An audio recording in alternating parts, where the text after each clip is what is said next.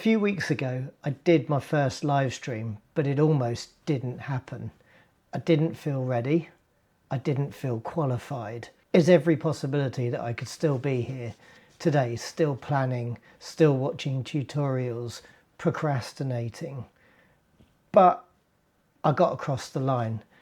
I pressed the button, we went live, we had an hour and a half of playing pool and chatting. In this video, I'm going to break down probably the three biggest things that I can take away from the experience and start to plan for my next one.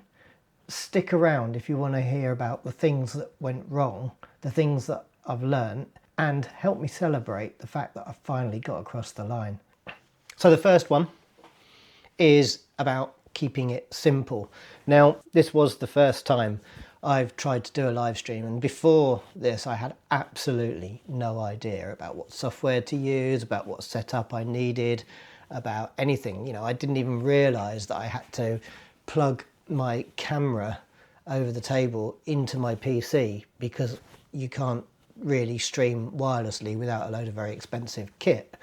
So step one was trying to run a big USB cable across the ceiling in this room, which I jury rigged up with sellotape.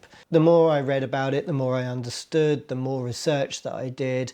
You know, I'm used to watching live sport on the TV.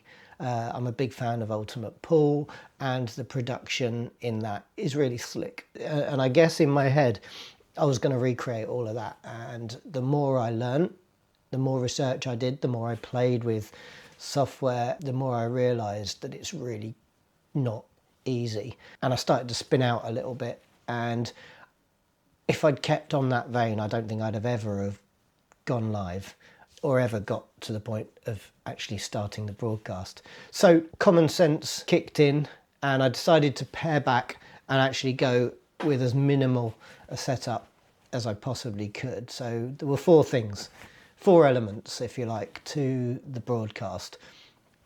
Number one, cameras. So I opted to go with the camera that's over the pool table with the cable and my little webcam that sits on top of the monitor on my PC if I wanted to do any talking heads. So two scenes, pool table, webcam, an overlay. So I found this website, and I'll post a link to it in the description because it's very cool, that enables you to do like scores and tickers and updates in your live streams, and it's all free. The final thing was microphones.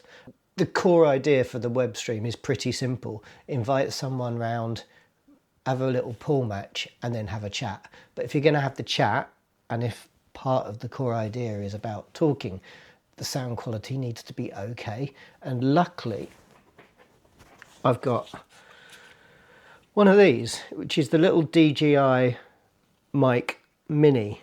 The second thing that I've learnt off the back of this live stream is however much planning I thought I'd done, and going into it a day or so before the broadcast, I thought I'd done loads of planning. What I'd actually done is loads of learning, and I'd learned how to use the software, I'd learned how to set up the cameras, and I'd created scenes in OBS, which is the streaming software, and I'd set up my YouTube streaming account.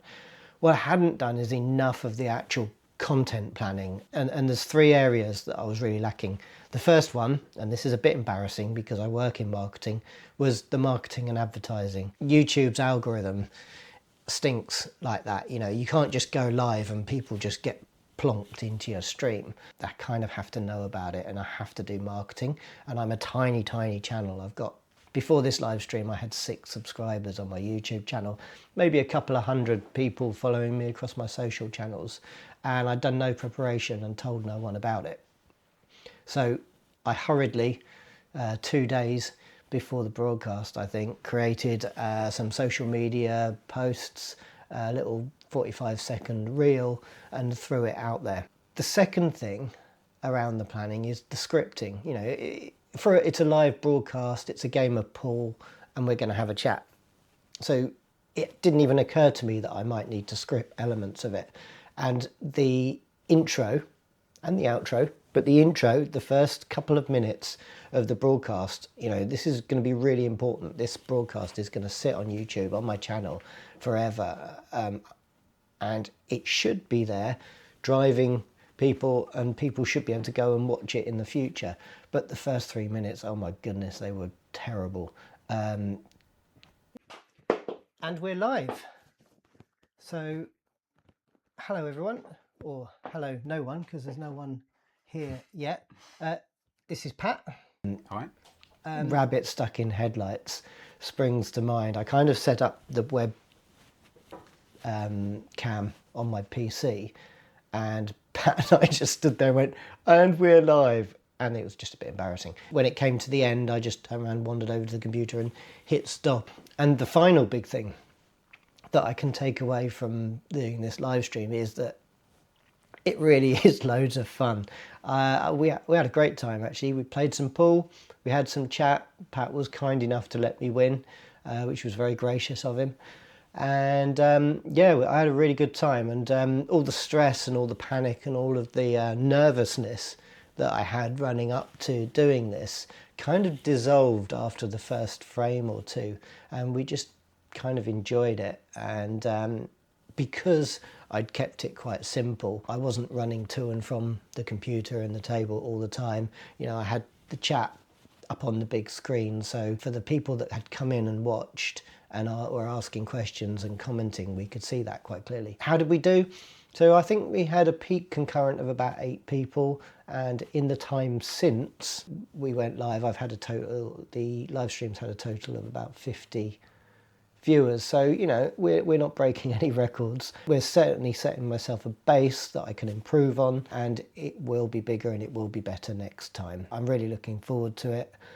I feel like I've learned loads, and I hope that by putting this video out, it's given you some clues on how to go about avoiding some of the mistakes I've made if and when you decide to go live. All right, that's it for this video. Hopefully see you next time.